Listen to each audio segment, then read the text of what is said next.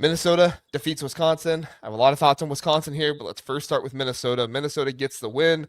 Snow game. This played right into this played right into PJ Fleck's hands, in my opinion. I thought Wisconsin could have won this game, but once I saw some of the coaching decisions that Luke Fickell made, I knew they would not. Darius Taylor, 19 carries for 100 yards, one touchdown. Drake Lindsey actually did pass for a passing touchdown, 18 of 24, 90 yards, and one passing touchdown on the day. To the tight end, Jamison Gears.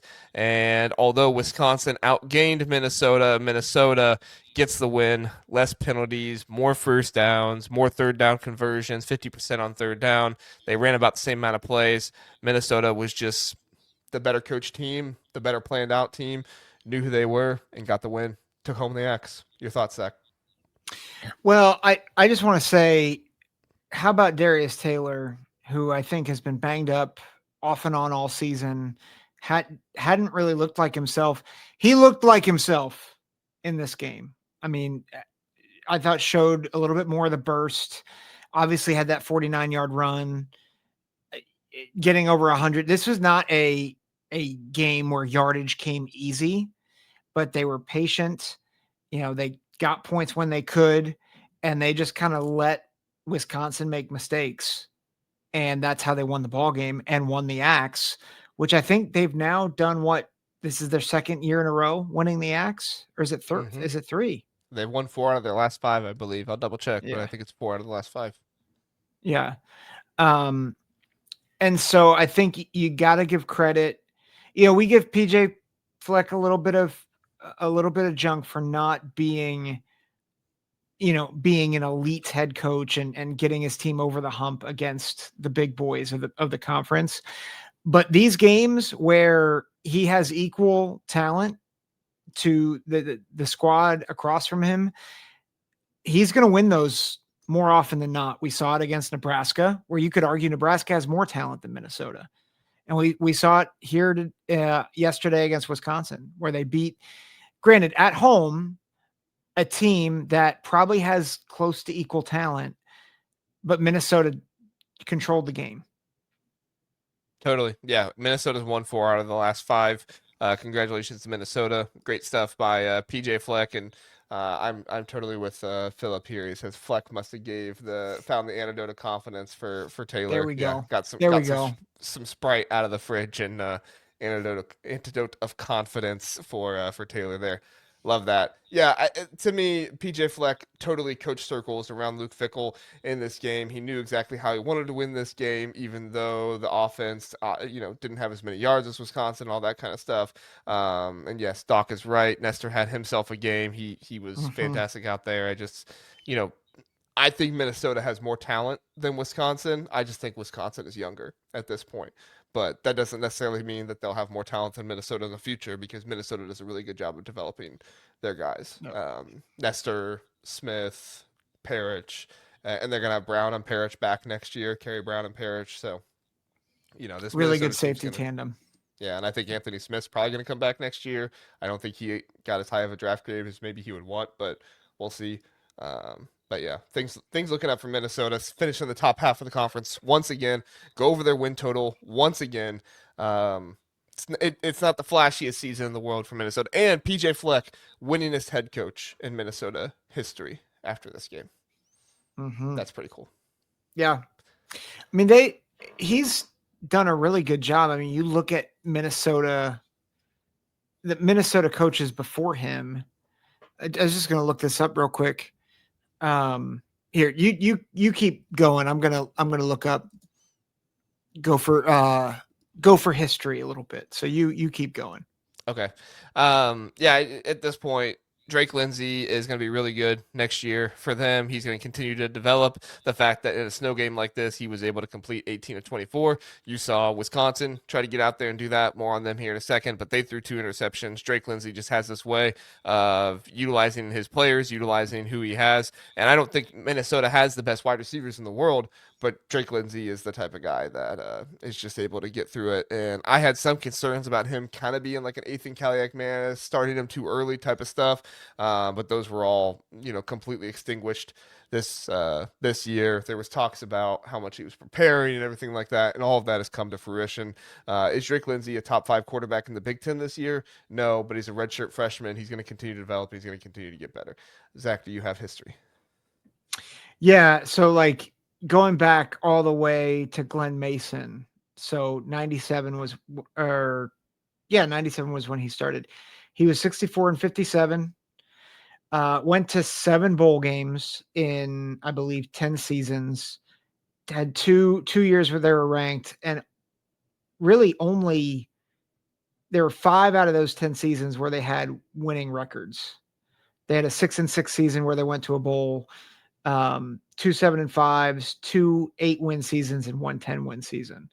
So like that was Glenn Mason, who did get fired at the end of his tenure.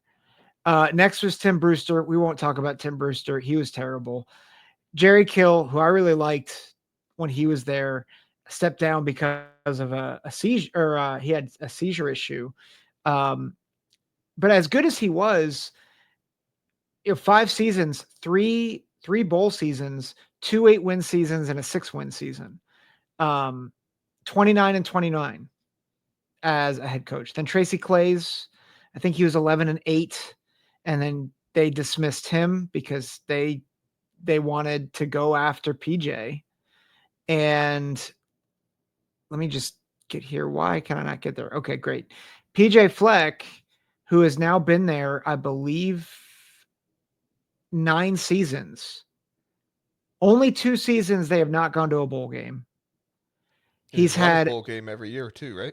Yeah, he's 6-0 in bowl games. Mm-hmm. He has had an 11-win season where they were ranked 10th in the country. He has 2 9-win seasons, an 8-win season, and 2 7-win seasons. Like he's been to 5 straight bowl games. And you have to remember that one of those, only twice has he not gone bowling, and one of those years was the COVID year. He's 65 and 44 as the head coach of Minnesota. Most wins by a head coach in Minnesota history. And it's a great one to get it on. Border battle, taking on the Axe. Congratulations to Minnesota. Yep. I'm also curious. Oh, sorry. Go ahead. You keep going. I'm gonna switch gears to Wisconsin. So if you have anything left on Minnesota, say it now or forever hold your peace. I'll let me just research his record in the rivalry, but you start talking about Wisconsin. Okay.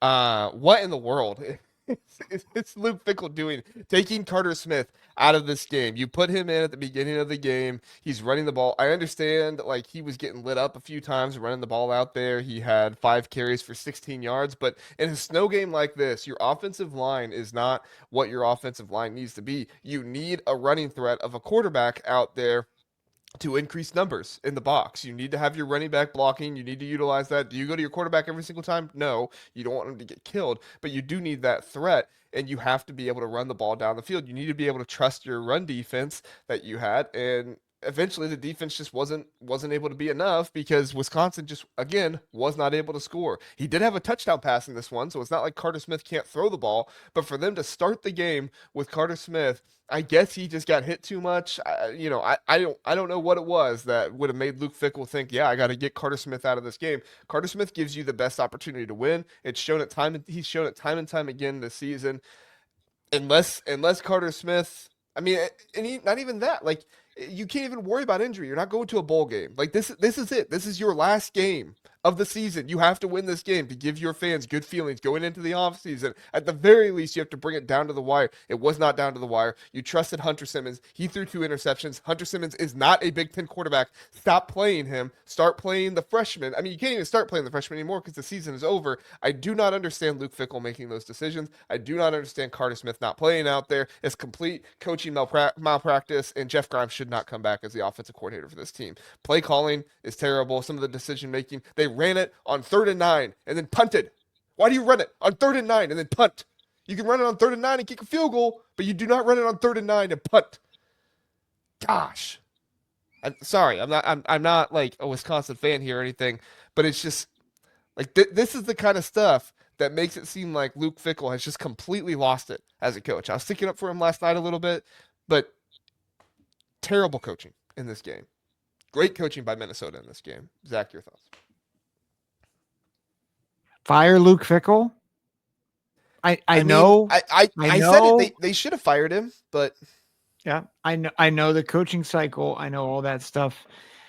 You think Pat Fitzgerald would have done really well at Wisconsin? Probably. Yes. And he probably would have rather been at Wisconsin than Michigan State. I mean, I don't know. But if you're going to put them in the top third of the Big Ten and NIL, and if that booster said, I'm only going to do that if it's Luke Fickell, shame on that booster. Yeah. If that's your only thing, like, oh, if you hire Pat Fitzgerald, I'm not going to put him in the top 3 of NIL in the Big Ten. Like, this whole idea of like the boosters controlling things and everything, like, get out of here with that. I don't know if that's the case or not. I'm just saying if that is the case. Yeah.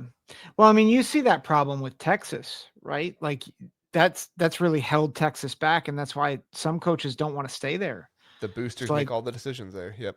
Yeah, and it's like, guys, that's not how you run your football program.